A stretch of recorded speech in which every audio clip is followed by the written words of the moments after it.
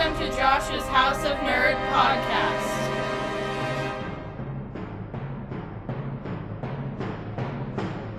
Greetings, Nerd Nation. I'm Josh, and I welcome you to the podcast. Grab a cold evergreen goblet of blue milk and make yourself comfortable here at my House of Nerd. Now, for tonight's sponsor, are you feeling like your favorite machete is not severing limbs like it used to, or your favorite axe is not decapitating like it should? Well, we have a solution for you. Come on down to Jason's Sharpening Shack, where either Jason or his mom, Pamela, can take care of your sharpening needs. We can sharpen your favorite axe, machete, ice pick, weed whackers, meat cleavers, and more. Let us help you with all of your sharpening needs and stock those camp counselors like you always wanted to. Jason's Sharpening Shack, where every counselor is our first priority. Not a sponsor. Nice. That was good. I didn't know you needed to sharpen weed whackers, though. Oh, the one with the metal blades on them. Oh, yes. Yeah. Oh, you're right.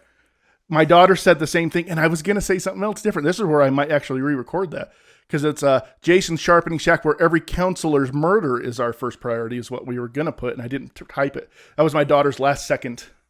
But I think it's fine as that the murder. Yeah, it's fine. It's fine. Yeah. Yeah. All right. And tonight we have Crit and John on the podcast, and we are talking about one of my picks from the horror category of this month, which is my favorite, Oculus, with Karen Gillan. And I love this movie, and I hadn't seen it for a while, and I enjoyed the watch again. And gentlemen, what'd you think about it? Well, you forgot Katie Sackhoff in there, too. Why? How could I forget Katie Sackhoff? Okay, every nerd on the planet, if they, all 48 people that watch this, are going to be like, Josh, I can't believe you forgot Katie Sackhoff. But I guess that's why you have people on the podcast to help your flaws, just to cover up your flaws. Oh, I don't think that's forgivable. Forgetting.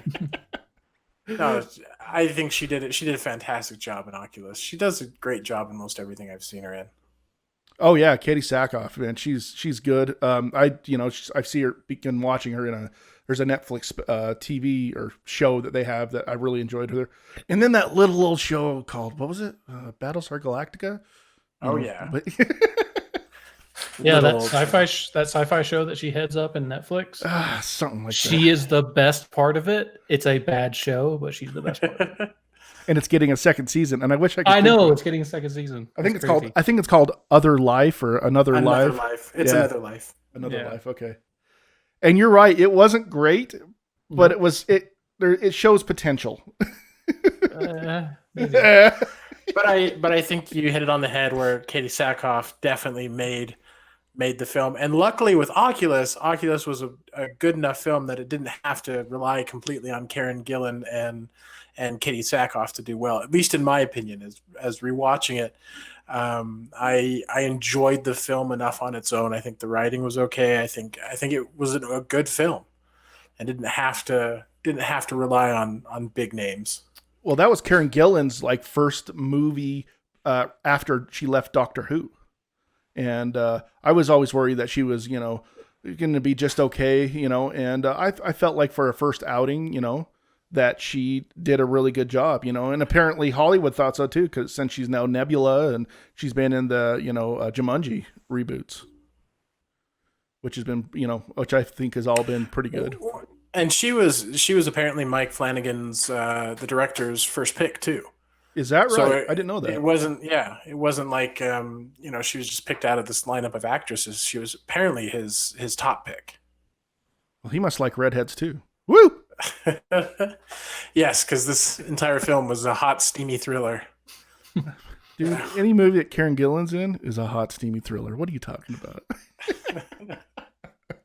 So, welcome to Josh's podcast, where we gush about Karen Gillan for 15 to 20 minutes I can go per on. episode. Me and my old boss, we used to, he liked redheads too, and we used to talk about her a lot. Shout out to David. Yeah, shout out to David. And Peter. Shout out to Peter. What'd you guys think about the story? Because I think it's kind of an interesting story. It's kind of, it's got the, it's got the normal tropes of a normal, horror movie, kind of a psychological horror. These are the ones that have been kind of interesting me more than a lot of the other genres of horror lately. And what did you guys think about that? And just kind of the differences it was a little bit from like your standard horrors.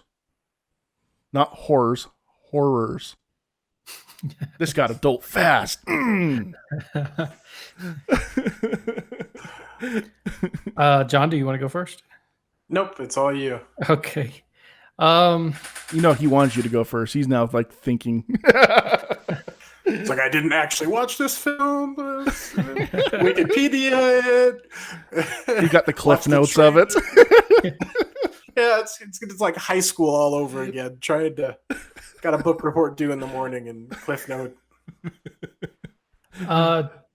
Okay, I thought it was interesting to a degree. It was kind of like, I don't think it was that deep of a movie. Like it didn't have anything like major to say first. Like I didn't get like major themes or anything else like that. But it did feel like all right, I'll just be honest. I felt like it didn't go far enough.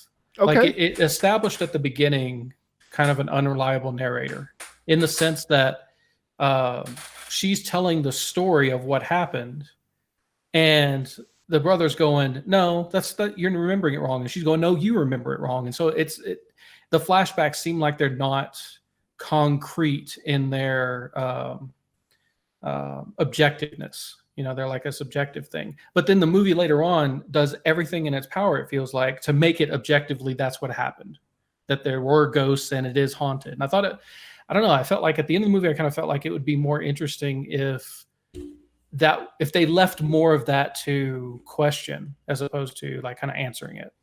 That was kind of my feeling on it, is that it really, I would have liked to have seen it lean more into, wait, did it actually work that way or not? Like, did it actually happen the way they presented it in the flashbacks? But it's like they kind of pivoted into more of the horror, more of like a ghost story, an actual haunting type thing, a haunted object story. And from that point on, it's just a haunted object story. It's not really saying anything.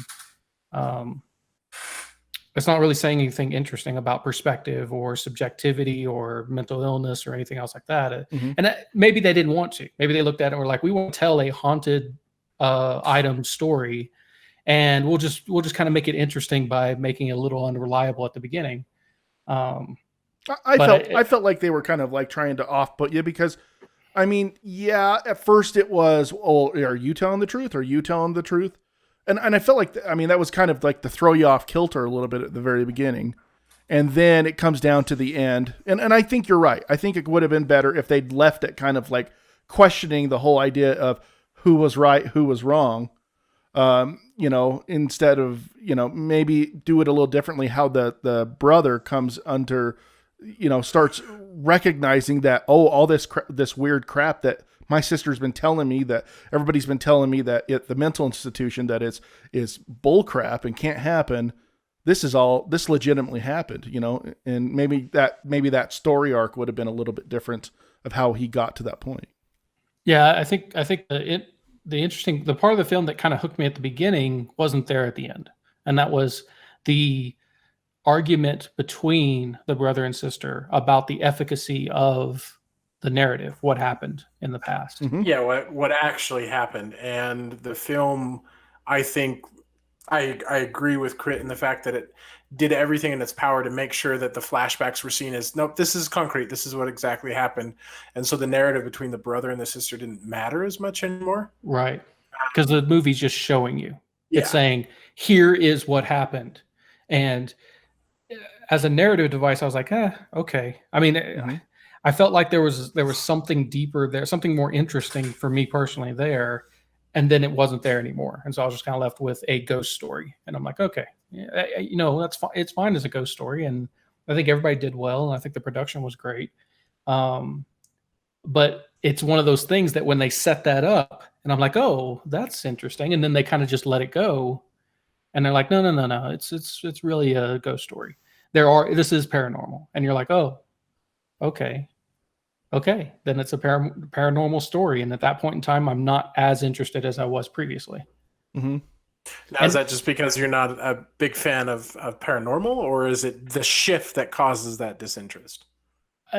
It's not that I'm not a fan of paranormal. I mean, we'll get to my picks later, and there's plenty in there Okay. For paranormal type stuff. But it's more along the lines of like they touched upon some interesting ideas at the beginning, and I was kind of hoping that they would stick with those interesting ideas and like flesh them out and keep going with it.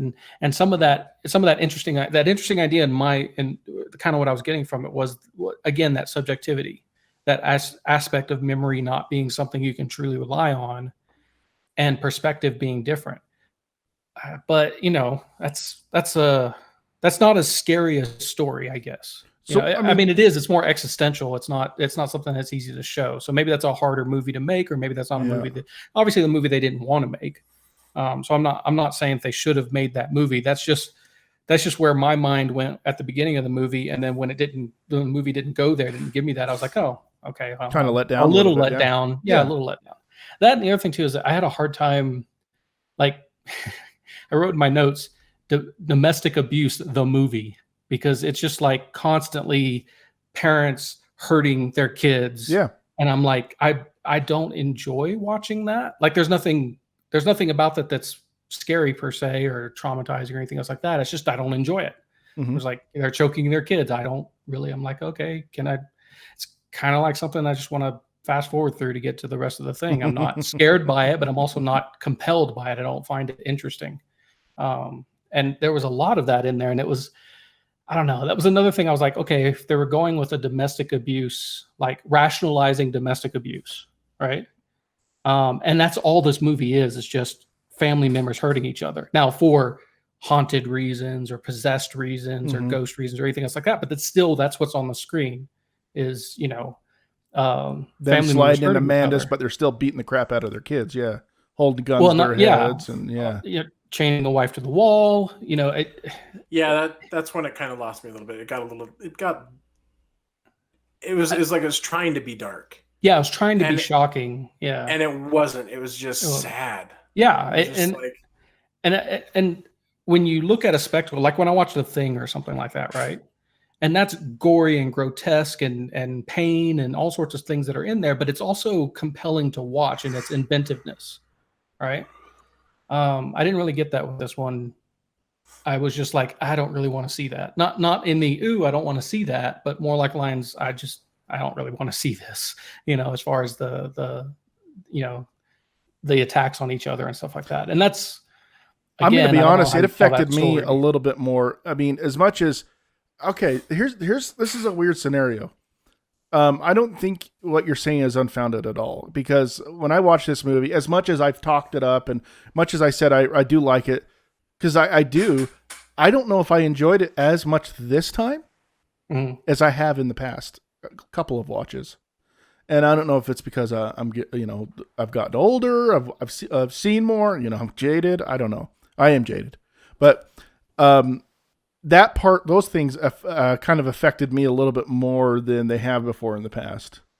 And that whole part, and you're right, that part kind of took away a little bit from me, from this movie. Now, there was parts that actually got me a little bit more, I didn't remember it, and I was like, oh, that was kind of an interesting part. And that's some of the perception stuff.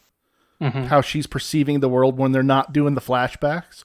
Right. But I didn't get as much from the flashbacks. It didn't get into my head as much or make the movie better in my mind in that sense. So I can kind of go along with you with that because even though I'm the one that recommended this, it's still one that I was like, I'm glad I watched it again. But I don't know when the next time I want to watch it again is. I like it that, maybe people might watch it the first time and go, hey, that's a decent movie. It's kind of fun. Cause I kind of like the psychological, but you know what? I remember this more psychological than it was. I remember bending my head a little bit more than I did. And it's weird how perception is. And that's how parts of this movie is. It's about perception, Yeah. And it's funny how my perception has changed with this movie since the last time I saw it, which was several years ago. And I'm not saying I still don't like this movie, because I do. I perceive it much different than I used to. And I didn't enjoy parts as much as I did maybe a couple of years ago.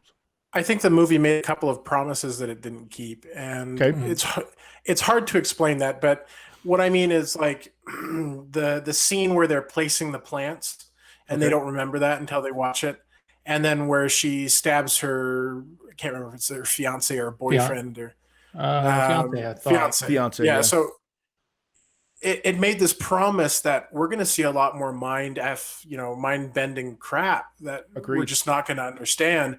And it never cashed in on that promise. It never actually fulfilled that. You had like 2 or 3 things, and that was it. But that to me was like the most compelling part of the thing. It was like, oh, whoa, this is cool. It tricked even me, because, I didn't see this coming.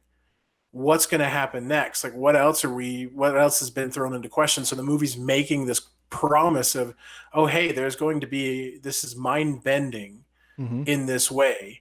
And it didn't go that direction. It went, more the haunted object. And yes, the last, the ending scene where it's actually her head when he hits the fail safe and she dies.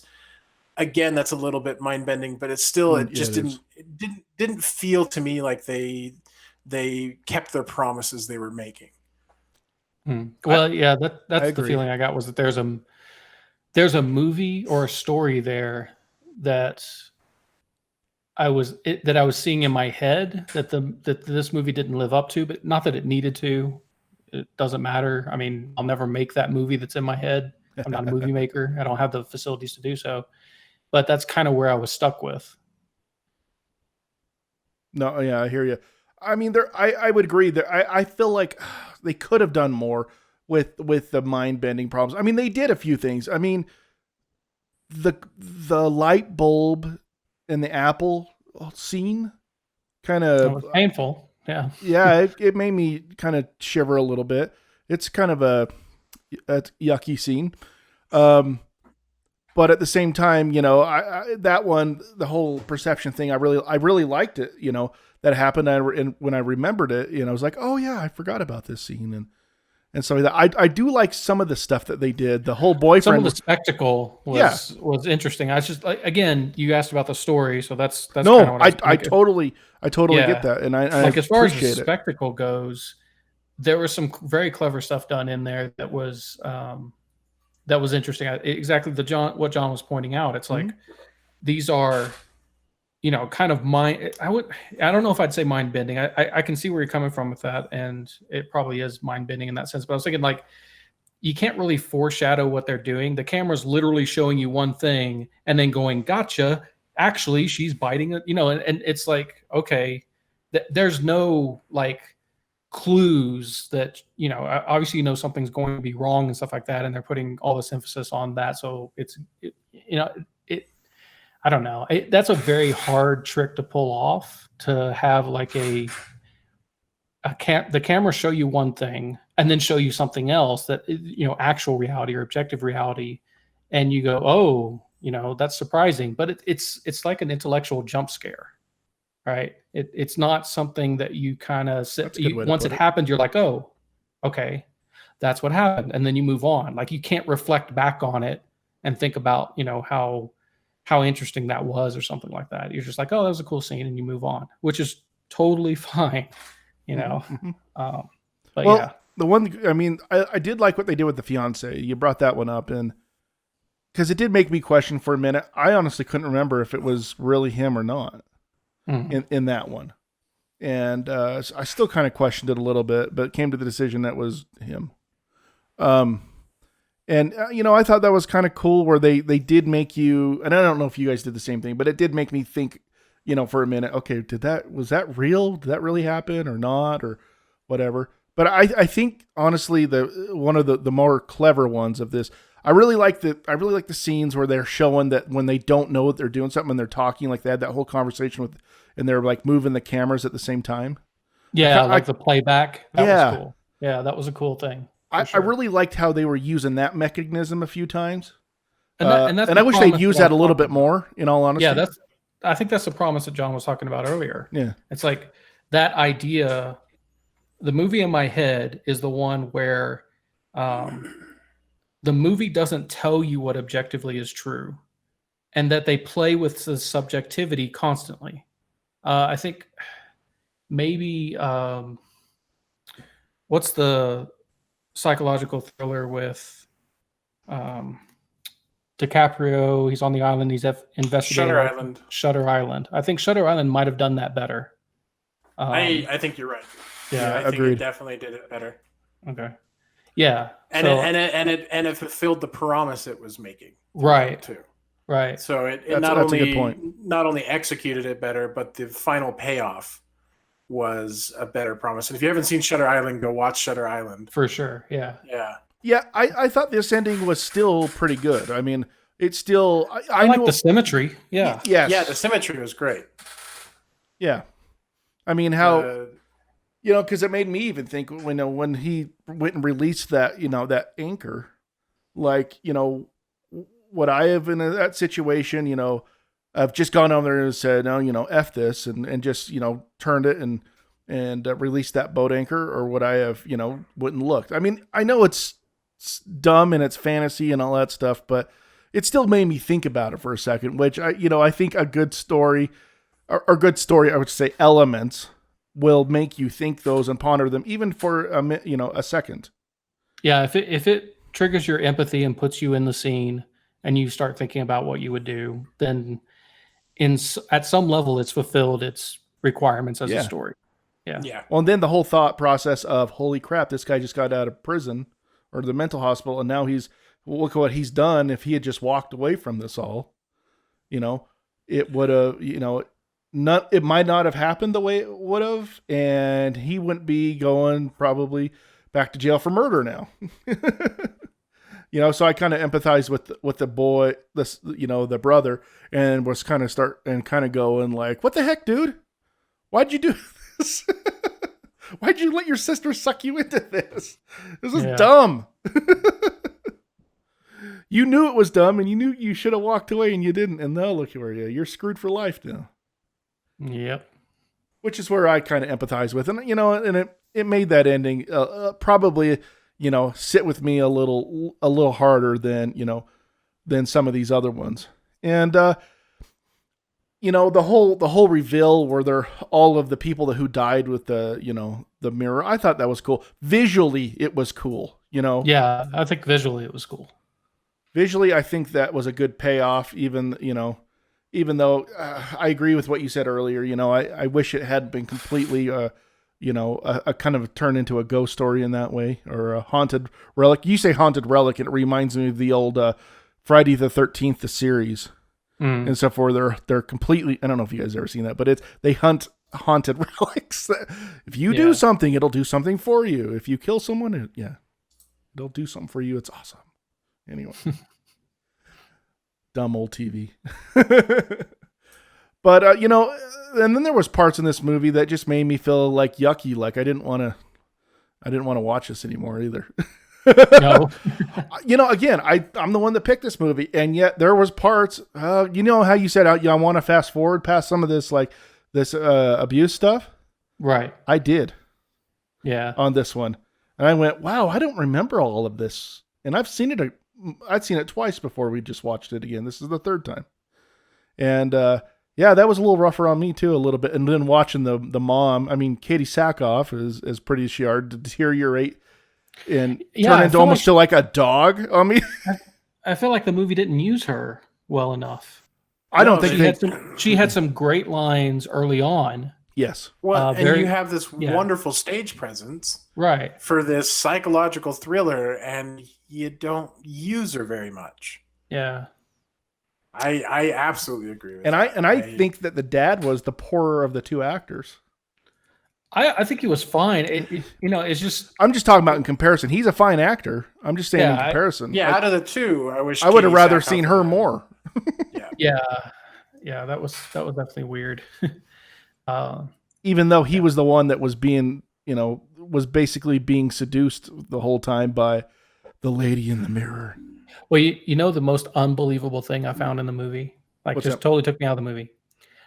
He's a software designer, He has one small 19-inch monitor on his desk. Yeah, I'm sorry. that's That's right. impossible.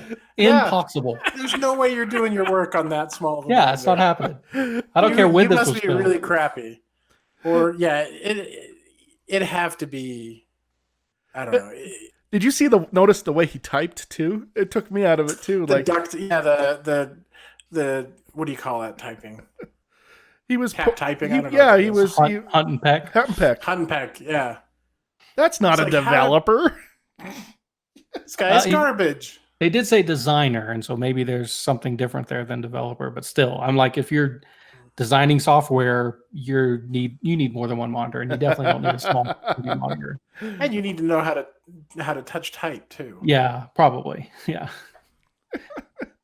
Anyway, Man. Look, I can say that I can't hit every key without looking. I can hit all the ones I usually need though, without looking, and pretty fast. You know, you just think it would be. Anyways, I know he's an actor. We're dissing on someone who's not really. Yeah, I'm not worried about that. Like I said, it's a set design problem. Yes, I'm like, that's no way he's a software designer. Person, that set designer, did not legitimately know what they should have been putting there. And they just ruined the movie. They didn't want to put a whole bunch of monitors in there, so it was. Can't really blame them. Yeah, I mean, I don't think anybody else but us would be like, that guy should have had 3 monitors with at least 2 above him and stuff. That's what it should have been. Something. Or 2 of like the monitors you have in front of you. And a more ergonomical chair than he had. Yeah, that chair was crappy. Yeah. Working from home, you gotta splurge on the good things in life. He did on the mirror. On the antiques. Yeah, on the antiques. That's funny. But overall, I think this is a good overall horror movie. Yeah, I've definitely seen worse horror movies. Absolutely, sure. And I wasn't going for digging deep. I had a feeling that we had just come off of that one. And I kind of went from, off of the Korean one, which is a little deep and really thought provoking. And I thought, well, okay, maybe I'll throw the other 2 that we picked from also was probably a little bit deeper in thought than this one. But I kind of wanted to throw this one in for fun, because it's not. I think their director did a good job too. Deep thinking, Yeah, I think he did the too. suspense he held was pretty good most of the time. And looking at his other work, so it's the director's Mike Flanagan. He's done Gerald's Game, The Haunting of Hill House, Doctor Sleep. So and then Hush, which I don't know if you've seen Hush. Yeah, I've seen Hush. It's the deaf girl who gets attacked at her home. That's got a lot of good tension in it. That film was amazing tension-wise. That was fantastically done, and I think you can see some of it. I think he did the Oculus where he did tension. I'm sorry.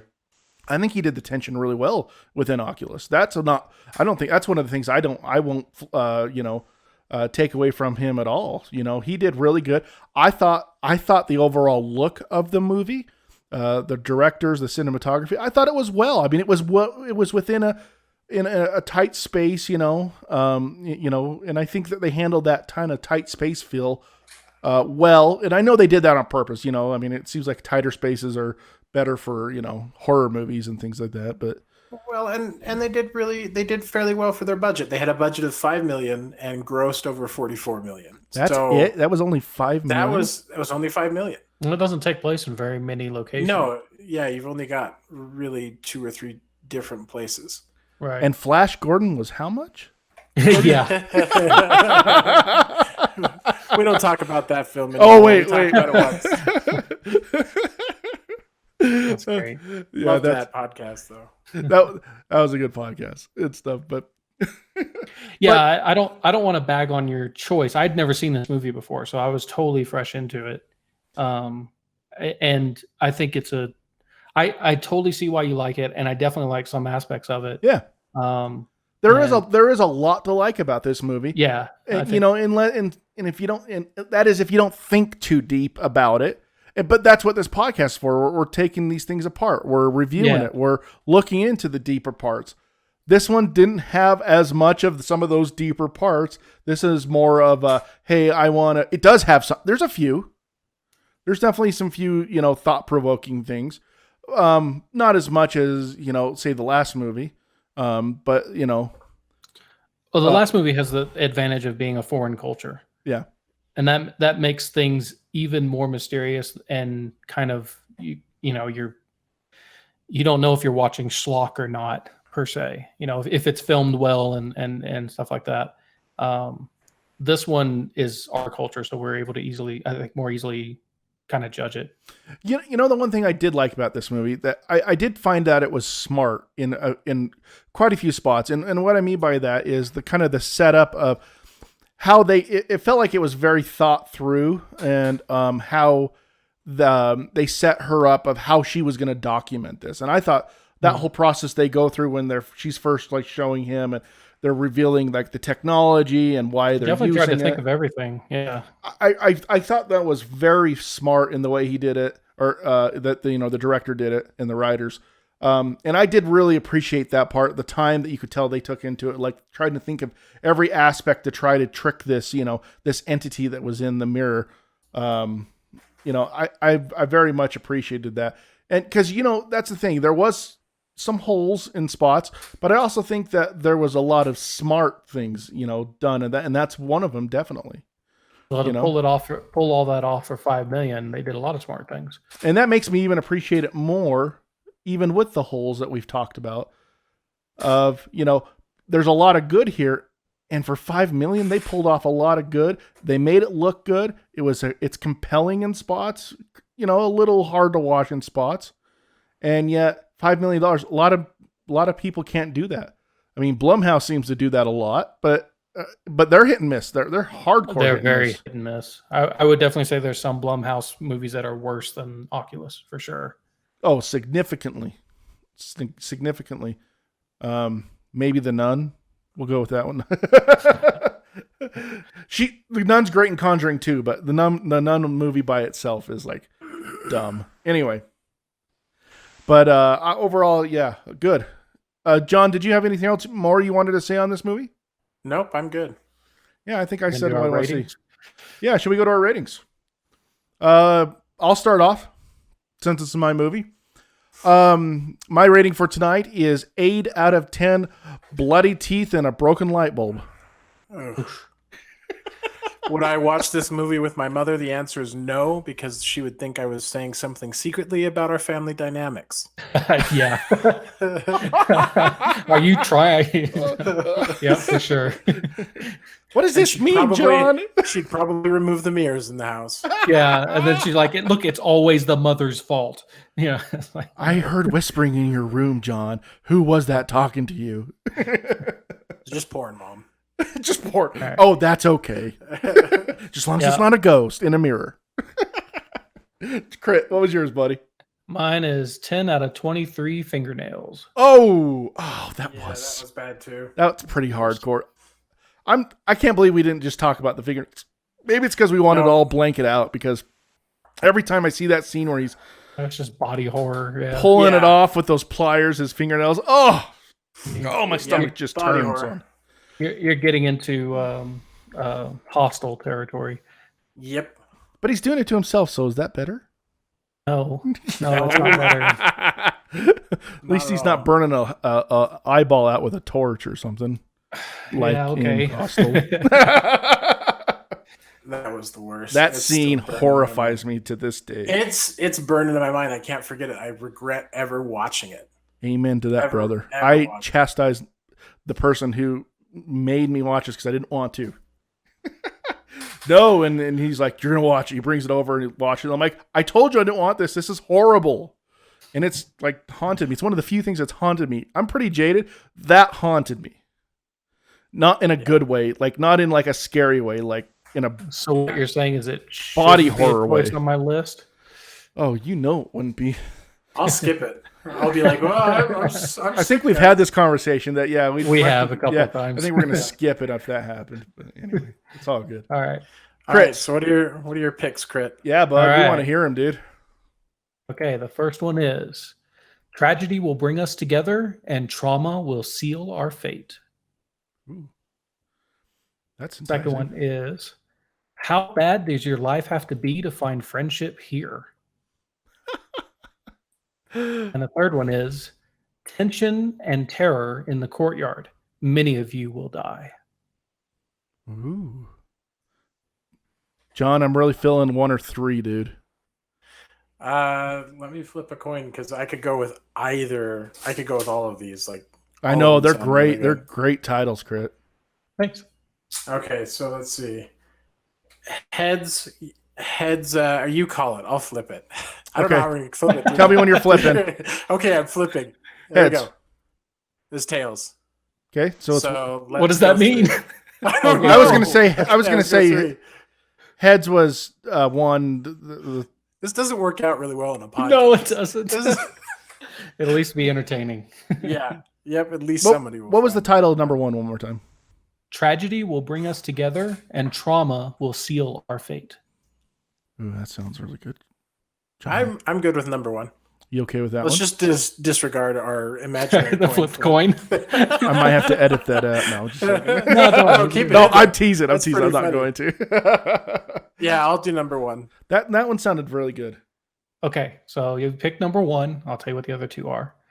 How bad does your life have to be to find friendship here? That is, Let the Right One In. Oh, yeah. Swedish vampire movie. Yep. Tension and terror in the courtyard. Many of you will die. That is The Devil's Backbone. Guillermo del Toro, early horror film. Yeah. I've never seen that one. Oh, it's really good. Yeah, it's pretty good. Yeah. And the one you picked, Tragedy will bring us together and trauma will seal our fate. Midsommar. Oh, Ari Aster, no. the writer-director of No. Hereditary. Oh. I just watched this. Did you? I just watched this. Yep. Well, then you can watch it again. Yep.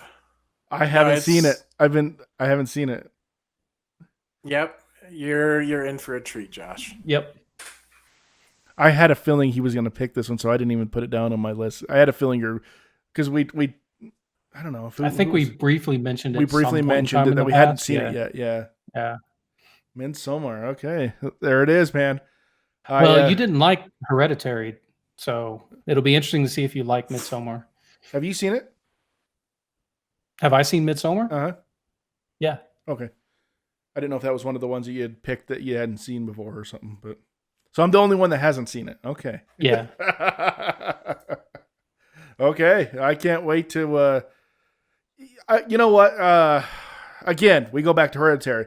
There was so much I did like about it. Yeah. But There you was didn't so- like the ending. I just did not like that ending. Gotcha. It really disappointed me, and I know a lot of people did like it. That's really the biggest part that disappointed me. I thought it was going somewhere else, and then to have something so crazy like that happen, I was just like, okay. In some ways, it's kind of similar to Oculus in they went to like, is this weird cult thing a real thing or something like that? To, oh no, it's a real thing, and also everything else is real too. Yeah. So in some ways, yeah. I'm really Hereditary was- excited. It'll be good to. Yeah, Really excited Midsommar's for will it. be interesting. Yeah. Okay, I can't wait, guys. Well, Cool. I appreciate all of you guys being on tonight, and I thought it was a great discussion.